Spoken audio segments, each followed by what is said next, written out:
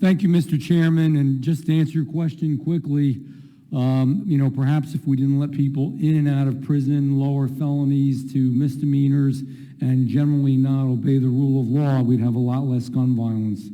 The issue with gun violence is that we want to do something to make, obviously, our country safer, but we also don't want to harm those who are legal gun owners, who abide by the law and do no harm. Our answers always seem to be, in this body, in this Congress, that we go after the decent, law-abiding citizens, but those that have illegal guns, who steal guns, who commit crimes, we're not worried about that anymore.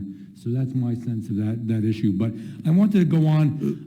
Would the gentleman yield for a question? I can't on this, and I'm sorry. I would like to, if they gave us a little longer. So I apologize. But yes, sir. There's a few questions I wanted to ask. I've been doing a lot of talking already, so I'm going to try my best with your name. Naz Durakoglu?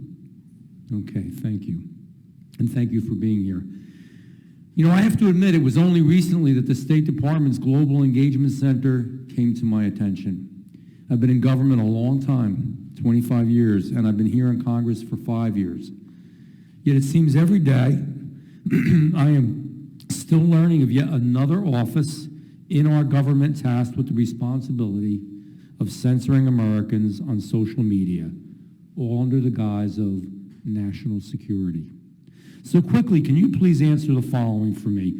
And I'm sorry that it has to be quick. Again, I would have loved to have taken his question. I would love if we had more time, but this is a system we have for good reason. Otherwise, we'd be here for 10 hours. Can you please answer the following? What is the purpose of the Global Engagement Center, if not an instrument at times for censoring free speech the administration doesn't like? And I need you to do it quickly because I have a few other questions. Sir, the Global Engagement Center does not engage in the domestic information space whatsoever, and they do not censor information or engage in content moderation. What they do is they analyze, identify, and expose foreign propaganda. What authority is the GEC using to determine what constitutes the truth on social media? The GEC was congressionally mandated by a bipartisan bill in 2016, so I would refer to that bill. Okay, but do you know the authority, or are you just going to simply say it was congressionally? They actually do not engage in the domestic information space whatsoever. Not at all? No. What is the budget of the GEC, and how many people are working on this? So I know there are approximately 100 employees in GEC, but in terms of its budget, I would have to refer you to the GEC itself, and they're more than happy to brief any member of this committee. Okay, so you don't know any idea of the actual budget? I don't know their budget, no. Yes or no? Is the State Department operating any other similar offices whose goal is to censor speech deemed as untruthful or simply unpopular? No.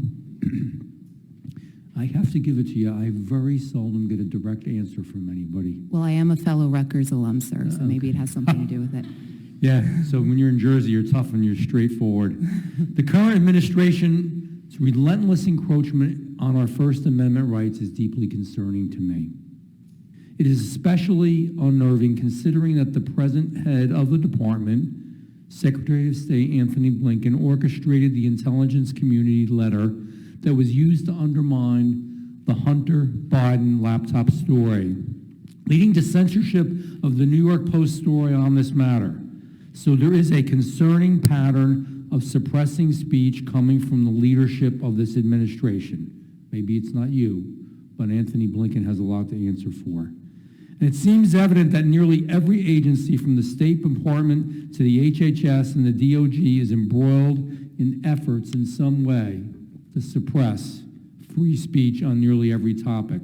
And this effort extends to external groups like the Alliance for Securing Democracy, the Atlantic Council, the Global Disinformation Index, the Institute for Strategic Dialogue, and I assume countless others that I probably don't even know.